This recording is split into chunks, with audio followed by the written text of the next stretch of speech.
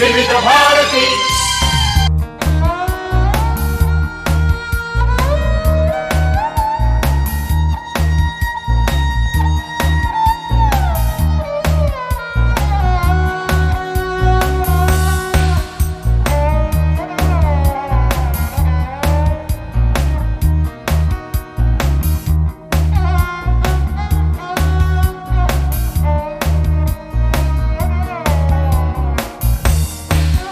व्यास जी, मैं आपके सामने अभिनेता, निर्माता, निर्देशक क्या लगाऊं, ये मुझे एक शब्द समझ नहीं आ रहा है, इसलिए मैं आपको बहुमुखी प्रतिभा के धनी श्री सुनील प्रेम व्यास जी कहती हूँ। स्वागत है आपका विविध भारती के स्टूडियो में।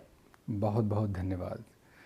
बहुत अच्छा लग रहा है अपने बारे में कुछ अच्छे शब्द सुनकर, किंतु शायद इतना अधिक मैं उसका भागीदार नहीं हूँ। मुझे लगता है कि हमारे साथ जितने भी लोग जुड़े हैं आज तक, जितनी भी टीम में, चाहे नाटक में, चाहे फिल्म में, ये सब उनका श्रेय है कि किसी भी तरीके से हम कुछ भी काम कर पा रहे हैं। आप जैसे लोगों की बदौलत कुछ काम कर पा रहे हैं, ये आशीर्वाद है ईश्वर का। ये बड़े लोगों के बड़प्पन की बात होती है और आपने अपनी ज़िंदगी में बहुत कुछ कर लिया है सुनील जी। पहली शुरुआत आज के बातचीत की यहाँ से करना चाहती हूँ कि एक सुनील नाम का व्यक्ति मुंबई आ जाता है और यहाँ से उनकी जर्नी शुरू होती है, यहाँ से उनकी यात्रा शुरू होती है। लेकिन ये जो सुनील जी हैं, ये मुंबई आने के पहले क्या कर रहे थे, पहले हम उसके बारे में जानना चाहते हैं। ज़िंदगी में क्या कठिनाइयाँ थीं या क्या खुशियाँ थीं? ऐसा नहीं है कि कठिनाइयाँ ही हों, पर खुशियाँ भी होंगी, उन सब बारे में हम जानना चाहते हैं। मैं भारत के एक छोटे से गांव से आया हूँ जी। गन्नौर नाम का एक छोटा कस्बा हरियाणा में है जी। और हमारे यहाँ हाईवे पर उतरकर 3 किलोमीटर अंदर जाते हैं तो हमारा घर आता था। पैदल चल के जाते हैं? पैदल, और पुराने स्ट्रक्चर के जो टेम्पो चलते जी, थे जी। जिसमें सब एक साथ 50 लोग बैठ जाते हैं। रिक्शा भी चलती थी जी। तो हमारे यहाँ उस वक्त कोई ऐसा अंग्रेज़ी मीडियम या 10वीं के आगे ऐसा स्कूल कोई बड़ा ऐसा नहीं था। और सोनीपत डिस्ट्रिक्ट में जाकर आगे मैंने 11वीं 12वीं की। बचपन बहुत खुशहाल बीता है। हाँ। मेरे पापा इंडियन नेवी में रहे। क्या बात है। और मम्मी जैसे कि हाउसवाइफ, और एक जॉइंट फैमिली जैसा ही। तो बड़ा खुशहाल बचपन देखा हमने। कुछ भी ऐसा नहीं कह सकता कि कोई शिकायत हो या अपने माता पिता से कोई भी कमी नहीं रही, कोई किसी तरह की कोई कमी हमने कभी फेस नहीं की, आशीर्वाद से जी। और हम मिडिल क्लास फैमिली से ही रहे। ऐसा भी नहीं कि हमने अति देखा किसी चीज़ का, ऐसा भी नहीं है। जी। और फिर 11वीं 12वीं अंग्रेज़ी मीडियम स्कूल में चले गए। 10वीं तक हिंदी माध्यम में, उसके बाद 11वीं 12वीं तो सडनली एक बहुत बड़ा जंप था हमारे लिए। पहले दिन जब टीचर ने, प्रोफेसर ने जब पढ़ाना शुरू किया तो इज़, टू, द, व्हाट, इनके अलावा कोई शब्द समझ में नहीं आया कि वो क्या बोल रहे थे। और पहले 1 महीने तक अंग्रेज़ी भाषा के साथ पैदल ही चल रहा था, फिर दौड़ लगाने का प्रयास शुरू हुआ और फिर करते करते ये समय आया कि ठीक है अब हम अंग्रेज़ी भाषा में भी फिल्म बना रहे हैं। क्या बात है। तो ये आशीर्वाद है ईश्वर का। मुंबई में ग्रेजुएशन करने के लिए आया जी। और मैं फिज़िक्स ऑनर्स हूँ जी। और उस वक्त मैंने टॉप भी किया था। क्या बात, मुंबई यूनिवर्सिटी से? जी। तो बस ये रहा कि मैंने यहाँ आकर नाटक कर लिए, स्टेज पर कुछ परफॉर्म किया तो कुछ अवार्ड्स मिल गए, best actor, writer, director, best play, ये सब अवार्ड्स मिल गए पहले ही नाटक में जी। तो अति उत्साह जाग गया मन में। पृथ्वी थिएटर में मैंने एक नाटक किया, प्रतिबिंब, महेश एल कुंचवार साहब का लिखा हुआ। जी जी। तो वो इतना इनकरेजमेंट मिला ऑडियंस से कि तब तक, यानी कि फर्स्ट ईयर बीएससी तक जो मेरा सपना था पायलट बनने का, वो सपना मुझे लगा कि शायद उससे बड़ा काम ईश्वर ने मेरे लिए चुना हुआ है। हालांकि फर्स्ट ईयर के बाद मैं सेलेक्ट हुआ ट्रेनिंग में, मैंने प्लेन भी उड़ाया, सेसना 152A, 1 घंटा 40 मिनट मेरा फ्लाइंग आवर था। तब तक मुझे सपने आते थे पृथ्वी थिएटर के और नाटक के, स्टेज के, और ये एक बहुत ही मेजर कारण रहा कि मुझे ऐसा लगा नहीं, मैं इसके लिए नहीं बनाऊँ पायलट के लिए, मुझे तो नाटक करने हैं। सुनील जी, मैं ज़रा आपको यहाँ पर रोक रही हूँ, मैं क्षमा चाहूँगी, रोक इसलिए रही हूँ कि पिताजी भारतीय नौसेना में थे जी। और बेटा पायलट बनने के ख्वाब देख रहा था, एक समंदर में दूसरा आसमान पर। मैं थोड़ा सा बचपन में वापस जाना चाहती हूँ क्योंकि एक बहुत इंटरेस्टिंग बात आपकी आई कि आप नौसैनिक के बेटे रहे, तो ऐसा सामान्यतः कहा जाता है कि जो सैनिक के बच्चे होते हैं उनके घरों में अनुशासन और जीवन जीने का तरीका कुछ अलग होता है। क्या आप उसके बारे में थोड़ा बता सकते हैं? बिल्कुल होता है, होना भी चाहिए। जी ये सिर्फ भारतीय नौसेना या हमारी सेना की बात नहीं है। जी इवन जो टीचर्स हैं उनके बच्चे भी अनुशासित होते हैं, जी डॉक्टर्स हैं उनके बच्चे भी अनुशासित जी। होते हैं। और अनुशासन जो है वो मुझे ऐसा लगता है बहुत इंडिविजुअल भी है। वो वरना हमारे तरीका यहाँ अपना है। बिल्कुल, वरना हमारे हिस्ट्री में हिरण्यकश्यप और प्रहलाद की कहानी भी है। हाँ हाँ हाँ। तो ये बहुत ही इंडिविजुअल भी है, लेकिन वो मुझे लगता है पिता से अधिक माँ से आता है। तो ये श्रेय मेरी मम्मी जी उनको जाता है कि उन्होंने, हम 3 भाई बहन हैं। मेरा बड़ा भाई वो भी कैप्टन है, वो समुद्र में ही है। क्या बात है। और मेरी छोटी बहन शी इज़ एन ऑथर। तो ये जो भी आज कुछ हम बन पाए हैं वो एक तो यूँ समझिए कि 70-80% शायद मेरी मम्मी जी का योगदान है, और पिताजी के गुण वो नेचुरली शायद हमारे डीएनए और जीन्स में आए होंगे। जी, आपने बताया आपने लगभग 1 घंटा 45 मिनट के लिए हवाई यात्रा 1 की घंटा है। 40 मिनट, वो भी चीफ फ्लाइंग इंस्ट्रक्टर के साथ बैठकर, क्योंकि शुरू में तो सोलो फ्लाइंग नहीं हाँ, देते वो हैं। आपको बस सीखना वो होता है। एक जॉयराइड के आसपास ही होती है, क्योंकि कंट्रोल की जस्ट फीलिंग के लिए पहले 1 महीने में ही होता है। जी एसपीएल होता है, स्टूडेंट पायलट लाइसेंस, जी जी वो वही था मेरे पास उस वक्त। और उसी समय के दौरान मैंने ये निश्चय लिया कि मैं नाटक करूँगा, और पिताजी से बात की, उन्होंने हाँ कर दी। क्या बात। बस यही एक वो था कि मेरा वो सफ़र शुरू हो गया। मैं आपको पायलट वाली स्थिति में फिर से ले जाना चाहती हूँ, क्योंकि हमारे विविध भारती के ये जो कार्यक्रम है इनको बहुत सारे लोग सुनते हैं, और शायद कहीं कोई एक बालक सुन रहा होगा और सोच रहा होगा कि मुझे पायलट बनना है। तो क्यों ना आप थोड़ा सा तरीका बता दें कि कोई बच्चा पायलट कैसे बन सकता है, फिर हम आपके अभिनय, आपकी कला की ओर आएंगे। बेसिकली सब्जेक्ट वाइज देखिए, ये तो एक सिलेबस की बात है कि आपके पास फिज़िक्स होनी चाहिए, जो आप ग्रेजुएट हों फिज़िक्स में या इवन आफ्टर 12th। और अगर डिफेंस में पायलट बनना है तो डेफिनेटली आप CDS NDA के थ्रू जा सकते हैं। अदरवाइज़ कमर्शियल पायलट के लिए आप ऑफ कोर्स ग्रेजुएशन के बाद SPL लेके, फिर उसके बाद PPL होता है, पर्सनल पायलट लाइसेंस, जो 60 घंटे के बाद मिलता है फ्लाइंग के बाद। उसके बाद CPL होता है, कमर्शियल पायलट लाइसेंस, अच्छा, जो 250 आवर्स के बाद मिलता है। फिर ATPL होता है। तो ये आपको आवर्स कंप्लीट करने होते हैं इन योर ट्रेनिंग, और उसके बाद जैसे आप को पायलट की तरह से उस आवर्स को कंप्लीट करते हैं, इस तरह से आप प्रोग्रेस करते हैं इन पायलट। मतलब ये भी पूरी परीक्षाएं होती हैं और आप एक एक परीक्षा पास करते जाएं और आगे बढ़ते जाएं। बिल्कुल, DGSA के अंडर में आता है सभी कुछ, जो कुछ भी हवा में है पक्षियों को छोड़कर, चाहे वो पैराग्लाइडिंग हो या वो हवाई जहाज़ हो, सब कुछ DGCA, director general for civil aviation, if I am correct, तो उनके अंडर में आता है। तो एग्ज़ाम देने होते हैं और एग्ज़ाम दे के ही आगे बढ़ सकते हैं।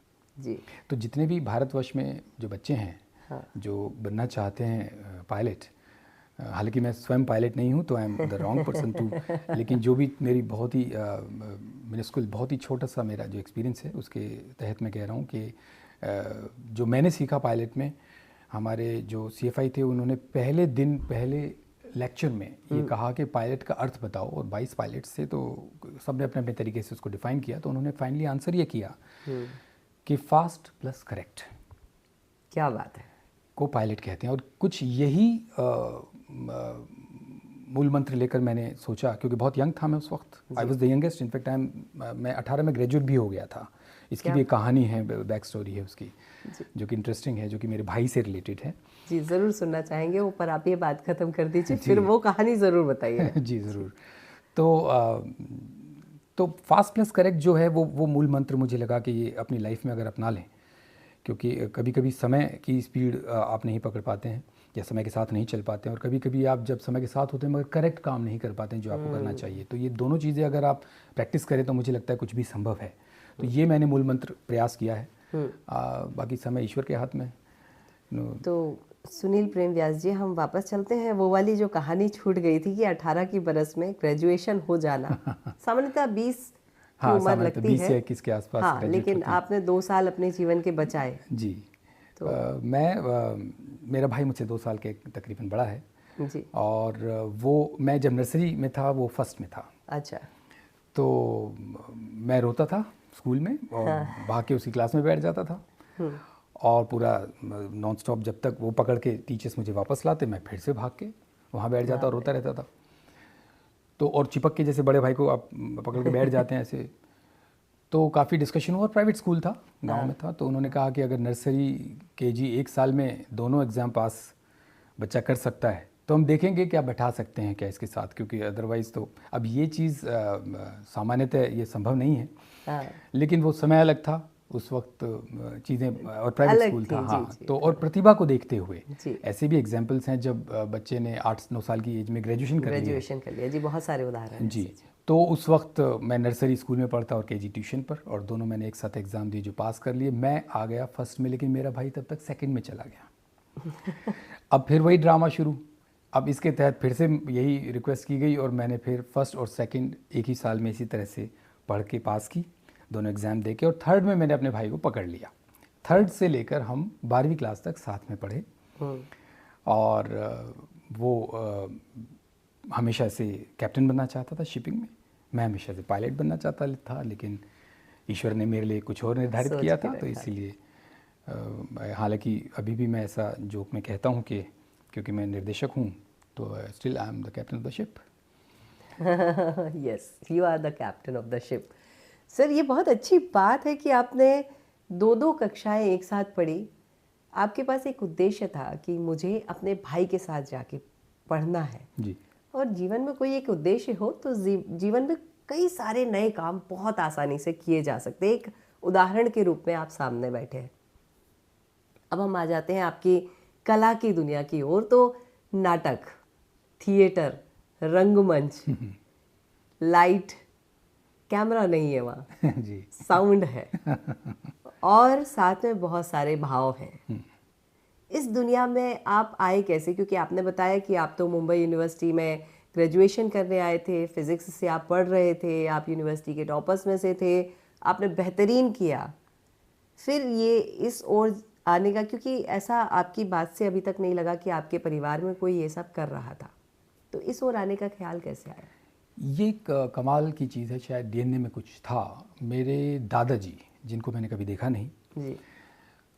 तो एक वक्त पे उन्होंने 2 फिल्म्स बनाई थी। ये मुझे नहीं मालूम था क्योंकि हमारे पिताजी जब बहुत छोटे थे उसी वक्त वो गुजर गए थे दादाजी।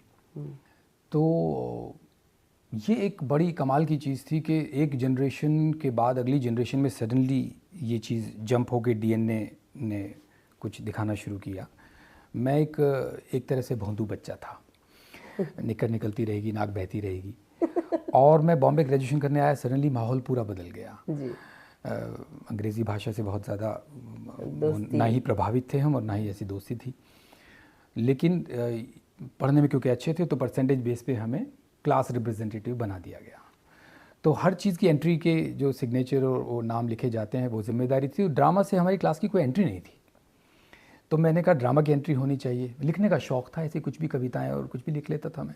जी। तो सब ने मुझे मजाक में कहा, अरे तुझ में बहुत टैलेंट है, तूने ये देखा है, ऐसे मेरा मजाक उड़ रहा था बेसिकली। और करके मैंने एक स्क्रिप्ट ऐसे ही लिख दी जो सबको बहुत पसंद आई। और करते करते ये हुआ कि जब उसमें कोई एक मित्र था जो डायरेक्टर हो गया, कुछ एक्टर्स हो गए। जब वो रिहर्सल कर रहे थे तो मैं बैठा सामने, तो मैंने कहा नहीं ऐसे नहीं, ऐसे करना चाहिए। उन्होंने कहा अरे तूने लिखा है, तू डायरेक्ट कर ले।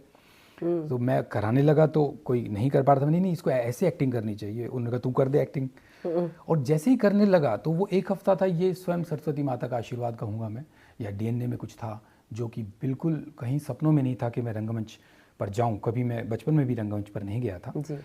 और सडनली उस एक हफ्ते में जो सुप्त अवस्था में माना जाता है कि 62 तरह की कलाएं हैं, चित्रकला, मूर्ति कला, संगीत कला, ये कला वो कला, उनमें सभी को मिलाएं लगभग तो अभिनय कला बन जाती है। बिल्कुल। तो सडनली वो कलाएं जागृत अवस्था में आ गई उस एक हफ्ते में, जब वो मजाक में जो रिहर्सल हो रही थी। ये मुझे अच्छा, सरप्राइजिंग बात यह है कि मुझे लगता नहीं कि तब से आज तक इतने साल बीत चुके हैं मैंने कुछ भी खास उसके बाद इम्प्रूव किया है। जागृत अवस्था में जो वो सडनली जब आपकी सेंसेस हर दिशा में जाग जाती हैं और वो उसके बाद मुझे लगता नहीं कि हमने बहुत ज़्यादा कुछ सीख लिया है उसके बाद। वो उसी लेवल के आसपास ही जागृत अवस्था में टेक्नोलॉजी के माध्यम से आप बहुत सारी चीज़ें सीख सकते हैं। चलो कैमरा सीख लिया, या आपने लाइट्स का या एडिटिंग का या वीएफएक्स का थोड़ा और सपोर्ट मिल गई, लेकिन जो बेसिक चीज़ है मुझे नहीं लगता कि यह भाव को दर्शाने की जो प्रक्रिया या लिखने की किसी भी माध्यम से, चाहे वो आप लेखक हों या निर्देशक हों या अभिनेता हों, मुझे नहीं लगता कि उसके आगे बहुत तो भगवान शिव ने स्वयं नटराज हैं वो उस वक्त आशीर्वाद दे दिया। वो सडनली हुआ, बिल्कुल अनजाने में हुआ, और उस एक हफ्ते में जो हुआ वो मेरे लिए बहुत बड़ा मिरेकल था। और उसी की बदौलत आज हम फिल्म इंडस्ट्री में या नाटक में जो भी काम कर पा रहे हैं वो उस एक हफ्ते के दौरान जो हुआ वही हुआ। मतलब वो एक हफ्ता जो था वो आपके जीवन में सही दिशा लेकर आ गया। हमारे जीवन में भी ऐसा कोई हफ्ता या कोई दिन आता होगा जब हमें सही दिशा मिल रही होती है, हमें उसे पकड़ने की ज़रूरत है। आपने सही समय पे सही चीज़ पकड़ ली, इसके लिए बहुत सारी बधाइयाँ सुनील प्रेम व्यास जी। धन्यवाद। मुझे मालूम नहीं है कि मैंने वो पकड़ी या ईश्वर ने स्वयं मुझे मेरी झोली में डाली हैं चीज़ें, लेकिन आज मैं ये डेफिनेटली कह सकता हूँ कि हाँ, अभिनय का अ, निर्देशन का न, उतना तक हम समझ गए हैं। जी, जी। इतना तो हम कह सकते हैं। तो हम विविध भारती पर साथ में बैठे हैं और यहाँ पर हम आपकी पसंद के कुछ नगमे हमारे श्रोताओं को सुनाना चाहते हैं। वैसे आप गायन भी करते हैं, तो चाहे तो कुछ गुनगुना सकते हैं, या चाहे तो आपकी पसंद का कोई गीत हम सीधे हमारे श्रोताओं तक पहुँचा सकते हैं। जी, गायन कला तो ऐसा मुझे नहीं लगता कि बहुत जागृत अवस्था में है मुझ में, लेकिन हाँ, भगवान शिव के आशीर्वाद से एक शिव भगवान पर एक गीत हमने रचित किया, क्योंकि वो हमारा बेलपत्र है, हमने स्वयं चढ़ाना था, इस कारण से वो गीत उसको हमने अपना स्वर दिया। अदरवाइज़ मुझे नहीं लगता कि गायन हमारा कुछ स्पेशलाइजेशन है। तो इसलिए हम प्रेफर करेंगे कि कोई रेडियो से ही गीत बजे तो अच्छा रहेगा।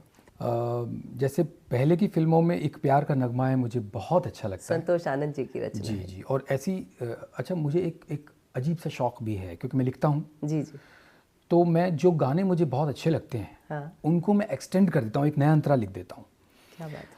ये एक प्यार का नगमा है में इतनी डीप है, सेकंड अंतरा खास तौर पे इतना डीप, संतोष आनंद जी का नाम आपने लिया कि और इच्छा ये होती है कि जो गाना लिखा है उससे और अच्छा कुछ बन जाए। और मैंने भरसक प्रयास किया। मैंने कई गानों के मैं आपको सुना सकता हूँ जो आप जज करेंगे, तो हाँ, कुछ अच्छे लेवल पर एक्सटेंशन हुई, लेकिन इस गाने का इससे आगे का एक्सटेंशन थोड़ा डिफिकल्ट हुआ मीनिंग वाइज। आप तुकबंदी तो कोई भी कर सकता है जी। लेकिन ये गाना बहुत बेहतरीन है, लिखा बहुत अच्छा है, गाया तो ऑफ कोर्स। तू धार है नदी आखी मैं तेरा किनारा हूँ, बहुत खूबसूरत गीत है। आप सुन रहे हैं विविध भारती राष्ट्रीय सेवा, देश की सुरीली धड़कन। हमारे समक्ष बैठे हैं सुनील प्रेम व्यास जी, बहुमुखी प्रतिभा के धनी हैं। हमने अभी तक उनके जीवन के बारे में बहुत सारी चीज़ें समझी हैं, जानी हैं, लेकिन ऐसा लगता है कि अभी बहुत सारे पन्ने ऐसे हैं इस किताब के जो खुलने बाकी हैं। तो हम रंगमंच थिएटर की बात कर रहे थे। सबसे पहले मैं आपसे एक सलाह सुझाव, हमारे जैसे मैंने आपसे कहा कि विविध भारती के श्रोता कुछ ना कुछ नया करते रहते हैं, कुछ ना कुछ नया सीखते रहते हैं, तो आज क्यों ना रंगमंच की कुछ जानकारी, जैसे प्रोफाइल या बहुत सारे शब्द होते हैं, वो सारे शब्दों में से कुछ चीज़ें अगर आप कुछ पॉइंट्स उन्हें बता दें तो बहुत अच्छा हो। क्योंकि हम विविध भारती पर हैं तो यहाँ पर ऑडियो है, जी, विजुअल नहीं है। शब्दों से खेलना है जी, आपको। और शब्दों में जो नाटक जो है वो प्योरली वर्बल मीडियम है। जी। फिल्म जो है वो एक तरह से डायरेक्टर्स मीडियम हो जाता है, क्योंकि उसके अंदर बहुत बार विजुअल ज़्यादा हावी हो सकते हैं। जी। रेडियो पर सब कुछ ऑडियो ही है। जी। तो जितनी नाटक की दुनिया में ऑडियो पर काम होता है, जिसमें डिक्शन है या आपकी पंचुएशंस हैं, जैसे हम जब थिएटर की वर्कशॉप करते हैं तो कैसे मीनिंग बदलता है। मान लीजिए मैं किसी से प्रेम का इजहार कर रहा हूँ, तो आई लव यू में से अगर मैं आई पर एम्फसाइज करता हूँ, आई लव यू, वेदर ही और शी लव्स यू और not doesn't matter. Exactly. I love you, I don't hate you, I love you, not him और हर। तो कैसे किसी भी शब्द पर आप एम्फसाइज करते हैं तो मीनिंग बदल जाता है। वैसे ही जहाँ पंचुएशंस हैं, रोको मत, ये मशहूर है काफ़ी, रोको मत कोमा जाने दो, रोको कोमा मत जाने दो, मीनिंग बदल जाता है। तो आप रेडियो पर हैं तो ऑडियो का ही सारा काम है, वो पंचुएशंस हैं। और आप, आई मस्ट अप्रिशिएट, आप बहुत अच्छी हैं उसमें, आपकी पंचुएशंस बहुत अच्छी हैं, आपकी जो एम्फसाइज करने का तरीका बहुत अच्छा है, क्लैरिटी बहुत अच्छी है। और ये अक्सर हमने जब बचपन से जब से रेडियो सुना है, तो रेडियो पर जितने भी लोगों ने आज तक काम किया है, मुझे लगता है कि वो 100 में से शायद 101 नंबर वाले लोग रहे हैं। चाहे बचपन में बिना का, गीतमाला या सिबा का, जो भी नाम था उस तरह की, अमीन सैनी साहब से आप हवा महल का भी जिक्र कर रहे थे जी। तो जितनी भी वो क्या होता है कि वहाँ क्योंकि विजुअल नहीं है, तो वो आपको विजुलाइज करवाना है अपने ऑडियो के माध्यम से, तो ये एक अपने आप में बड़ा काम है। क्योंकि आपके पास वीडियो का सहारा बिल्कुल नहीं है। जी। तो और सूरज को क्या दिया दिखाएं, हम क्या सिखाएंगे आप लोगों को। तो मुझे ऐसा लगता है कि आप लोग इसमें ऑलरेडी इतने बेहतरीन हैं।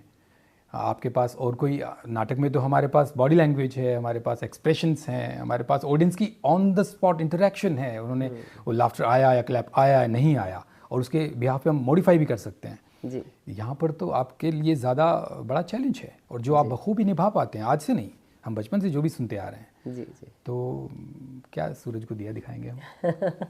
अच्छा, आपने बहुत सारे नाटक किए हैं और आपको यहाँ पर हमें पता है कि आपको बहुत सारे अवार्ड्स मिले हैं, तो हम ना बताएं, अगर आप बताएं तो बहुत अच्छा होगा। सबसे बड़ी बात, मंच पर एक्टिंग करना और उसके लिए बेस्ट एक्टर अवार्ड लेना, स्टेज पे करना, बड़े बड़े लंबे लंबे मोनोलॉग होते हैं, उन्हें याद करना, तैयार करना, back stage, front stage, dress change, कितनी सारी चीज़ें होती हैं, उसके बाद आप अवार्ड लेकर आते हैं, तो ये बहुत बड़ी बात है। तो हम आपके नाटक की जो यात्रा है उसके बारे में थोड़ा सा जानना चाहते हैं।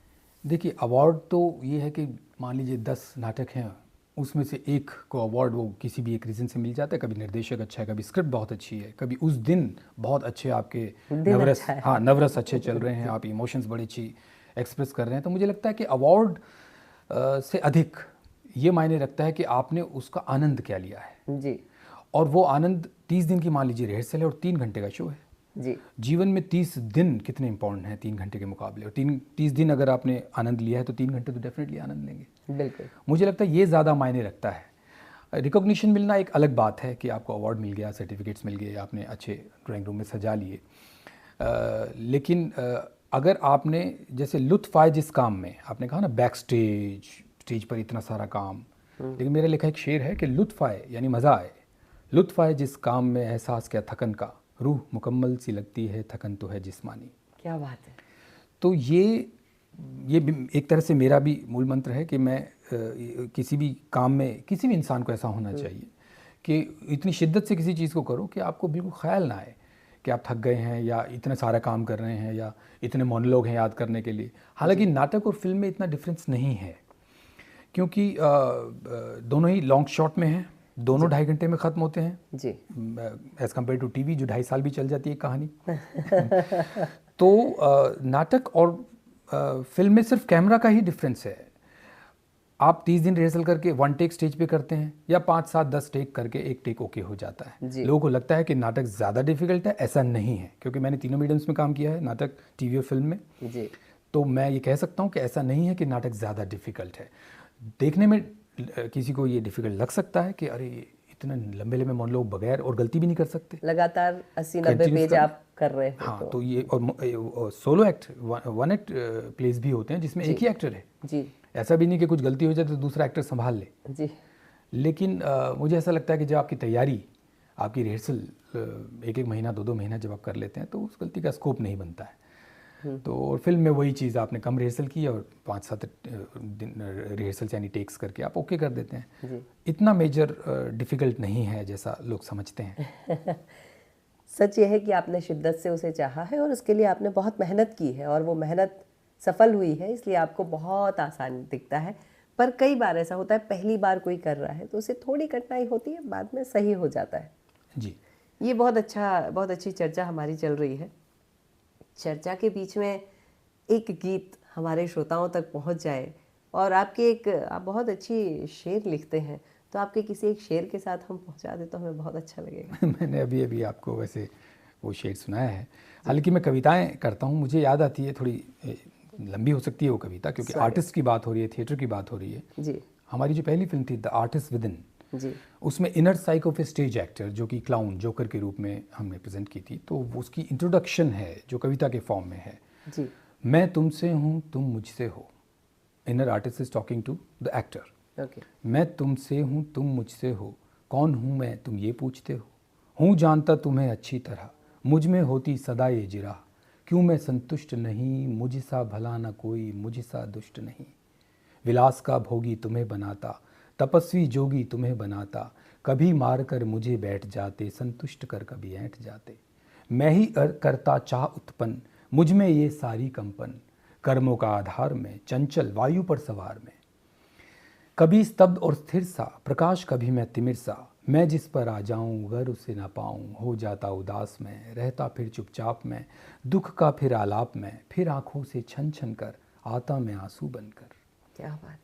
तो इस तरह काफ़ी लंबा है ही। क्या तो बात एक आर्टिस्ट से, यानी उसके अंदर का आर्टिस्ट, कलाकार, क्लाउन बात कर रहा है अपने एक्टर से और कहता है कि मैं प्यासा हूँ, मैं भूखा हूँ, मुझे भोजन दो, यानी मुझे अभिनय दो।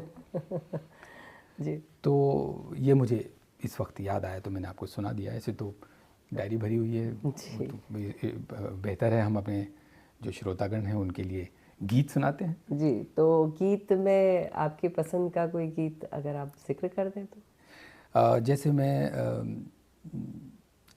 Balika Vadhu, if I am correct, बड़े अच्छे लगते हैं। बड़े अच्छे लगते उसमें मैंने जैसे जिक्र किया, एक अंतरा मैंने नया लिखा था, हैं। जी, स्वागत है। तो बड़े अच्छे लगते हैं ये धरती, ये नदियाँ, ये रहना ये रहना और और तुम। तो और तो आपके लिए बनता है इसमें इट्स अ डुएट। तो इसमें जो नया अंतरा है वो है कि गा के आज स्वागत है, सुनाइएगा।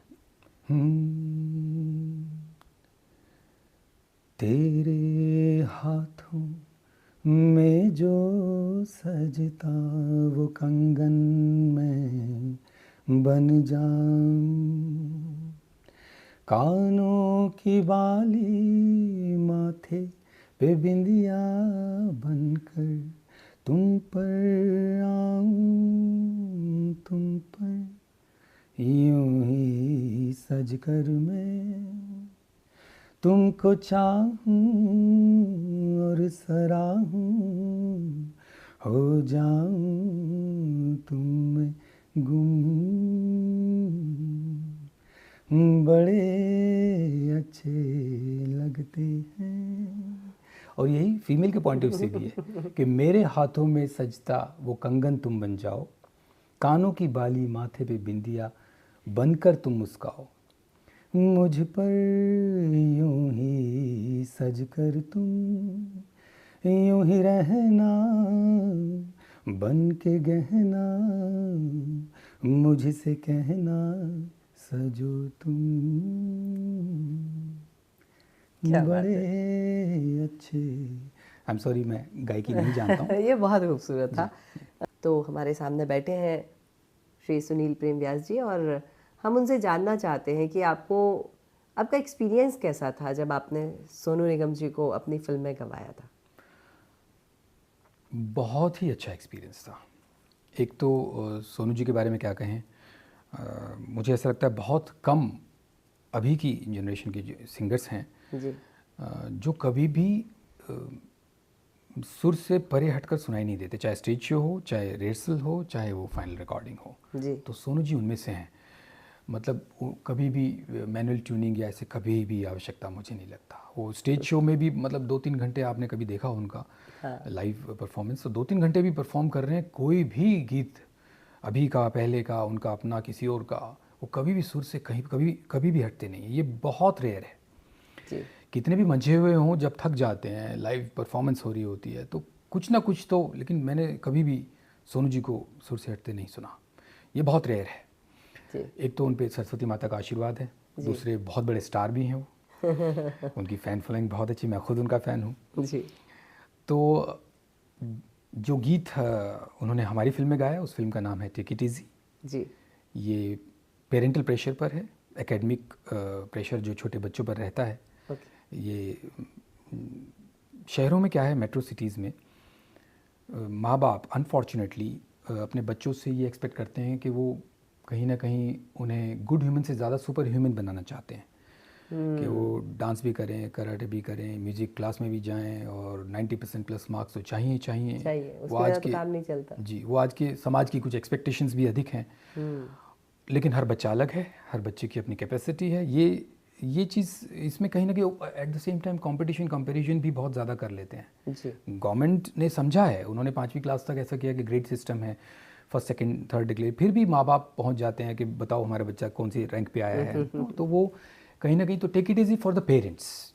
तो इसमें माँ और एक बच्चे के बीच के उसमें एक गाना था जो माँ पर माँ सुन ले ज़रा कहता है क्या दिल ये मेरा। अच्छा। तो इस तरह का वो गीत था जो सोनू जी ने गाया और जी। बहुत ही बढ़िया। सोनू जी की एक और ख़ास बात जो मुझे उस वक्त तक नहीं पता थी, जी। जब रिकॉर्डिंग हुई तो उनके पास एक रजिस्टर रहता है अच्छा। जिसमें वो हमेशा लिखते हैं कि कौन सी फिल्म, लिरिक्स राइटर कौन है। अच्छा, ये गीत में लिरिक्स में मेरा भी क्रेडिट है, क्या बात है। और डायरेक्टर कौन है फिल्म के, ये अपने रजिस्टर में वो लिखते हैं। किस डेट को हमने किया, किस ईयर में, कैसे क्या, वो लिखते हैं अपने रजिस्टर में अच्छा। For his on personal record. तो मुझे याद है कि स्टूडियो में जब आए तो उन्होंने सबसे पहले यही, और एट द सेम टाइम उनकी जो समझ है सब्जेक्ट और कंटेंट की, जी।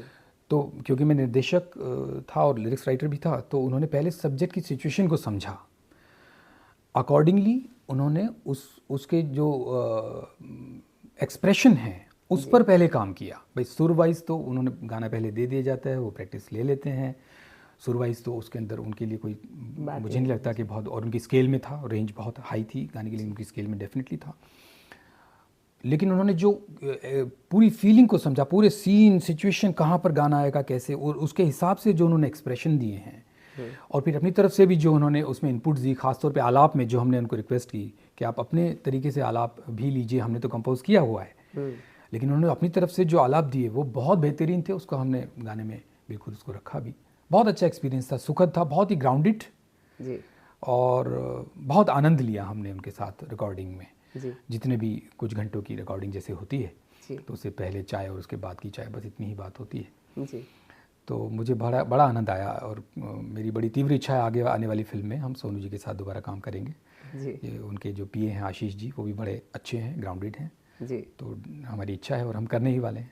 जी। ये आपका सौभाग्य था कि आप इतने अच्छे लोगों के साथ काम कर पाए, और आगे भी आप बहुत अच्छा करेंगे, हमें पता है। अब थोड़ा सा विषय बदलते हैं क्योंकि अब हमें आगे बढ़ना है, और विषय में आगे बढ़ते बढ़ते मैं देख रही हूँ एक फिल्म राइटर को। आप नाटक भी लिखते हैं, आप फिल्म भी लिखते हैं, फिल्म स्क्रिप्ट भी लिखते हैं। दोनों चीज़ों में कहानी है, किरदार है, लेकिन फिर भी कुछ तो अलग है। वो अलग क्या होता है? Screen play. जी। स्क्रीन पर क्या प्ले हो रहा है, जी। नाटक में उसे सिनेरियो कह दिया जाता है। अच्छा। क्योंकि नाटक में भी ऐसा दिखाया जा सकता है कि अब 1947 है, अब 2030 है, और फिर से 1857 है। तो ये शफलिंग नाटक में भी हो सकती है, लेकिन वहाँ पर हमें समय इजाज़त नहीं देता कि सडनली सेट, कॉस्ट्यूम, सारी चीज़ें बदली जा सकें। जी। फिल्म में क्योंकि वो कटिंग्स में बनती है, सब जानते हैं, तो वो इजाज़त ज़्यादा मिल जाती है। यानी कि लिमिटेशन को समझते हुए नाटक को लिखना पड़ता है। फिल्म में लिमिटलेस होकर आप लिख सकते हैं। जी। जो आप इमेजिन कर सकते हैं, फॉर्चुनेटली आज वो क्रिएट किया जा सकता है। जिस तरह से टेक्नोलॉजी डेवलप हो चुकी है, जिस तरह से अब तो आर्टिफिशियल इंटेलिजेंस आ रही है, जिस तरीके से, यानी इमेजिनेशन ही कम पड़ सकती है, किसी की विजुअलाइजेशन कम पड़ सकती है, टेक्नोलॉजी आपको सपोर्ट करने के लिए तैयार है। नाटक में फिर भी वो अभी भी लिमिटेशन है, राइटिंग की बात करें तो। जी। लेकिन नाटक का अपना चार्म है, क्योंकि वो अभिनेता का मीडियम है। वहाँ कट बोलने के लिए डायरेक्टर नहीं है, एडिटिंग नहीं होगी, क्लोजअप बनाना है तो एक्टर को इतनी मेहनत करनी पड़ेगी, इतना अच्छा परफॉर्म और एक्सप्रेस करना पड़ेगा कि सारे ऑडियंस आपको ही देखें। बिल्कुल। सब कुछ फुल लेंथ शॉट में चल रहा है, पैर से सिर तक सब 10 एक्टर 10 के 10 नजर आ रहे हैं, लेकिन आपको ही देखें, आपको क्लोजअप बनाना है। तो वो एक्टर्स मीडियम है, जी। प्योरली एक्टर्स मीडियम है। दैट्स वाई एक्टर्स जो बहुत फिल्मों में कामयाब हो जाते हैं, वो भी तरसते हैं कि मैं नाटक का वो आनंद मुझे लेना है। जी। और टीवी जो ब्लैकआउट का आनंद लेना है। जी, टीवी राइटर्स मीडियम है।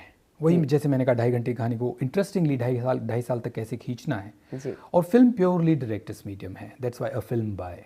ओके। प्योरली डायरेक्टर्स मीडियम है कि आप कितने भी अच्छे एक्सप्रेस कर रहे हो, लेकिन गुस्सा है तो सिर्फ हाथ की मुट्ठी कैसे स्ट्रॉन्गली क्लोज कर रहा है, या ग्लास को तोड़ दिया है, आप क्या एक्सप्रेस करवाना चाहते हैं, आप अपने मेथड से वो कर सकते हैं। जी। तो राइटिंग वाइज मुझे ऐसा लगता है कि कहानियाँ जैसी होती हैं, किरदार जैसे होते हैं, तो उसमें मेजर फ़र्क नहीं आता। इमोशंस वही है, रोना रोने जैसा है, हंसना हंसने जैसा है। सिर्फ मीडियम का थोड़ा सा फ़र्क है, और वो समझना इतना मुश्किल काम नहीं है। ये मान लीजिए, अगर आप शाओलिन या किसी एक इस तरह की मार्शल आर्ट्स के अंदर एक्सपर्ट हैं, और आपको एक लाठी तलवार नई दे दी जाए चलाने के लिए, कैमरा और दे दिया जाए, तो उसी का इस्तेमाल करना आपको आ जाता है। ये इतना मुश्किल काम मुझे नहीं लगता है। अच्छा जी। तो सुनील जी, आपकी पसंद का कोई गीत जो हम हमारे श्रोताओं को सुना सकें? शंकर महादेवन जी की आवाज़ में एक गीत है जो मुझे बहुत टच करता है, तारे ज़मीं पे हाँ, फिल्म बहुत से। खूबसूरत सा गीत है। क्योंकि जैसे हमने जिक्र किया थोड़ी देर पहले, सोनू निगम जी ने माँ पर एक गीत गाया है, जी। तो बहुत ही कम माँ के से रिलेटेड गीत हैं जो कि हम सुनते हैं। मान लीजिए शायद 10 ही ऐसे गीत निकलेंगे, तो उनमें ये गाना है जो बहुत ही मुझे टच करता है। तो ये गीत हमारे श्रोताओं को सुनाने से पहले एक बात आपसे पूछनी है कि शंकर महादेवन जी ने भी आपके लिए गाया है, तो जी। कुछ बहुत अच्छा, बहुत ही ग्राउंडेड शंकर जी, क्योंकि मैं थिएटर जहाँ करता था वहाँ पर उन्होंने हमेशा सपोर्ट किया है थिएटर में भी। वो मुझसे बहुत सीनियर हैं और शंकर जी तो गुरुओं की श्रेणी में आते हैं। जी बिल्कुल। तो हमारी टेक इट इज़ी फिल्म में उन्होंने एक गीत गाया है, मुश्किल है खुद को खुद ही से जुदा करना, ये टाइटल है उसका। बहुत खूबसूरत है। और उस शंकर जी के जो छोटे वाले सुपुत्र हैं उनकी आवाज़ में भी एक गाना हमने उसी फिल्म में रिकॉर्ड किया था। और शंकर जी के साथ एक्सपीरियंस एक्स्ट्राऑर्डिनरी था जी। और मेरी एक्सपेक्टेशन से उन्होंने बहुत बियॉन्ड आलाप दिए गीत के लिए, और जिस ढंग से उन्होंने उसको पिरोया मोतियों को यानी शब्दों को जी। एक हार में धागे यानी सुरों में, जिस ढंग से उन्होंने उसको, बहुत बेहतरीन। मतलब वो गाना मेरा फेवरेट भी है इस फिल्म में। जी। तो शंकर जी के साथ एक्सपीरियंस एक्स्ट्राऑर्डिनरी था, वो गुरुओं की श्रेणी में है। सुनील जी, अब तक की जितनी फिल्में आपने बनाई हैं, एक किसी फिल्म में आपने शायद 17 किरदार किए हैं और कई सारी फिल्मों को आपने बनाया है, तो क्या आप अपनी फिल्मों के नाम और थोड़ा सा अपने किरदार के बारे में? पहली फिल्म जो द आर्टिस्ट विद इन नाम है फिल्म का, जी। जो यूँ समझिए कि बस मैंने किसी को असिस्ट नहीं किया, किसी इंस्टीट्यूट से मैं नहीं हूँ, नाटक ही किए जीवन भर, तो लगा कि फ़िल्म बना के देखते हैं आती है या नहीं। थोड़ा टीवी कर चुका था, कैमरा समझ चुका था, थोड़ा फिल्म भी कर चुका था एज एक्टर। जी। अभिशप्त नाम था फिल्म का। जी। तो थोड़ा समझ चुका था, मुझे लगा एक गलतफहमी दूर हो जाएगी कि फ़िल्म बनानी आती है और जो कुछ कमाया है वो सब डाल के एक फ़िल्म बना के देखते हैं। तो अब फिल्म बिल्कुल ऑफ बीट सब्जेक्ट रहा, जैसे मैंने जिक्र किया, 2 एक्टर, एक रात की कहानी, 22 कैरेक्टर करते हैं। क्योंकि नाटक में हम सभी कुछ करते रहे, तो इस फिल्म में भी सभी कुछ किया, और वो 1 साल अति आनंद वाला समय था जी। हर तरह से, क्रिएटिवली भी। और इस फिल्म को बनाते वक्त मैं, मतलब कमाल की बात हुई है, ईश्वर का आशीर्वाद ये रहा। किसी भी रीज़न होते हैं फिल्म बनाने में या नाटक में, कोई ना कोई, हर चीज़ आपके हिसाब से नहीं चलती, तो थोड़ा बेचैनी, क्रोध, कुछ भी आ सकता है। लेकिन 1 साल इतना शांतिमय, इतना आनंदमय था ये जीवन का, बहुत ही। इस फिल्म में ये सब्जेक्ट कभी बना नहीं है, inner psycho of a stage actor, और ये बिकेगी हमने सोचा नहीं था। जी। कान फिल्म फेस्टिवल हो जाएगा ये बिल्कुल नहीं सोचा था, जी। और ये सब हुआ, ये आशीर्वाद से हुआ। जी। और धना है तो दूसरी फिल्म बनाई जो कॉमेडी फिल्म थी, उसमें हमारे थिएटर ग्रुप के सभी कलाकार थे, मैंने भी अभिनय किया। गलती से मिस्टेक हो गई नाम की एक फिल्म थी कॉमेडी। अब ये भी हमने नहीं सोचा था कि धन वापस हम इसे कमा लेंगे, और आ जाएगा। जी। और फिर हमने एक एक्सपेरिमेंटल फिल्म कहेंगे या इनोवेटिव फिल्म कहेंगे, बेटर वर्ड, गांधी की ज़मीं पर। अच्छा। ये फिल्म हमने डिज़ाइन की, जो कि 1 टेक 90 मिनट्स फिल्म हमने डिज़ाइन की। ओके। हालांकि हम उसको 1 टेक में 90 मिनट्स नहीं शूट कर पाए, क्योंकि कहानी में एक मेजर कैरेक्टर 6 महीने का छोटा बच्चा भी था, तो उस वजह से। लेकिन फिर भी 35 मिनट्स 40 मिनट्स के 1 टेक हमने डिज़ाइन किए, हिंदू मुस्लिम दंगों के बीच में, कम्युनल वायलेंस के बीच में। फिक्शन है हालांकि ये सारा, किसी भी कास्ट क्रीड को बगैर या हर्ट किए हम ये कह रहे हैं, बिल्कुल फिक्शन है। और ये 1 टेक में डिज़ाइन करना, ये टीम ने पहले हाथ ही उठा दिए थे, ये 1 टेक में कैसे होगी। तो हमारा 30 बाई 40 की जो स्टेज होती है वो 5 किलोमीटर का एरिया स्टेज हो गया, हमने 1 टेक में फिल्म को डिज़ाइन किया। उसके बाद टेक इट इजी फिल्म बनी। जी। फिर कुछ फिल्में हमने साइन की जो मेटलाइज होने में समय है अभी, और फिर ऐसा समय आया जब ईश्वर ने कहा कि अब राह दिखाता हूँ। कि बहुत कम लोग होते हैं जिनको ये आशीर्वाद मिल जाता है कि उन्हें पता हो कि धरती पे आने का उनका कारण क्या है। मुझे लगता है कि मुझे ये रियलाइज़ हो गया है, और वो है रुद्र शिवा नाम की भगवान शिव पर आधारित live action adventure fantasy genre की फिल्म का निर्माण। भगवान शिव पर लोग जीवन दे देते हैं और समझ नहीं पाते कि शिव क्या है, और हम कह रहे हैं हम 2 घंटे में या 2.5 घंटे में बताएंगे शिव क्या है। अच्छा, तो ये जब तक भगवान शिव का स्वयं आशीर्वाद नहीं होता तब तक ये नहीं हो सकता, और ये आशीर्वाद हमें मिल चुका है, ऐसा मुझे प्रतीत होता है। 2016 की बात है जब ये रियलाइजेशन, कुछ चीज़ दिल से आती हैं, कुछ चीज़ दिमाग से आती हैं, ये समझिए आत्मा से आई हुई चीज़ है। और इस पर फिर मैंने बहुत लंबा गैप लिया। चारों वेद, 18 पुराण, उपनिषद, शास्त्र, मैंने इंटेंसिवली भारत भ्रमण किया। मैं अघोरीज के साथ रहा, नागास के साथ रहा, मैंने शमशान में भी रात बिताई। फिर पूरी रिसर्च के बाद इसकी स्क्रिप्टिंग की 8 महीने और लगा के, फिर फिल्म को मैंने अंग्रेज़ी भाषा में लिखा कि भारत के बाहर भी भगवान शिव हमारी भारतीय कल्चर, हमारे सनातन धर्म की या भारत की जितनी भी हेरिटेज है, इसकी जो महिमा है ये विश्व तक पहुँचे। हिंदी ट्रांसक्रिप्टिंग भी की और इस पर हम कार्यरत हैं। बीच में थोड़ा कोविड आया तो मेरे जो पार्टनर हैं उन्होंने कह दिया कि जब तक नंदी के कान में ना बोलो शिव नहीं सुनते। ये बात मन में बैठ गई तो हमने नंदी पर स्क्रिप्ट लिखी और नंदी पर एक एनिमेशन फिल्म तैयार की जो कि 2 घंटे 11 मिनट की फिल्म है, जो कि अब रेडी हो गई है। समझिए नंदी के कान में बोलना हमारा हो चुका है। अच्छा। 10 साल के बच्चों को टारगेटेड फिल्म है और अब हम रुद्र शिवा पर काम कर रहे हैं। आपने भगवान शिव पर एक गीत गाया है, उसकी कुछ पंक्तियां गुनगुनाते तो हमारे श्रोताओं को हम आज के कार्यक्रम का अंतिम गीत सुनवा सकते हैं। जी, मैं प्रयास करता हूँ। स्वागत। नीला अंग है तेरा, हर रंग है तेरा, मैं किस रंग रंगूं जब मस्तक भस्म रंग तेरा, माथे पर लेके भस्म में मानूं ना कोई रस्म में, तेरी ही राह पर हूँ मैं चला, निर्भय निर्मोही मन मेरा, जो कुछ है सब तो है तेरा, मांगूं मैं तुझसे और फिर क्या भला, हे शिवा क्या बात, जब तू ही मेरे मन में बसा। क्या बात है। बहुत खूबसूरत बातचीत आपके साथ हुई सुनील प्रेमव्यास जी, बहुत आनंद आया। और आप यहाँ तक आए, विविध भारती तक आए, स्टूडियो तक आए और इतनी खूबसूरती से हमारे श्रोताओं से आपने बातचीत की, इतनी खूबसूरती से उन तक आपने अपनी बात पहुँचाई, उसके लिए बहुत धन्यवाद, आभार, प्रणाम। ये मेरे लिए बड़े गर्व की बात है कि मैं विविध भारती जैसे पूरे भारत में जो सुना जाता है ऐसे प्रोग्राम में आकर कुछ अपने शब्द बोल पा रहा हूँ। थैंक यू सो मच, धन्यवाद, आभार व्यक्त करता हूँ। नमस्कार। नमस्कार।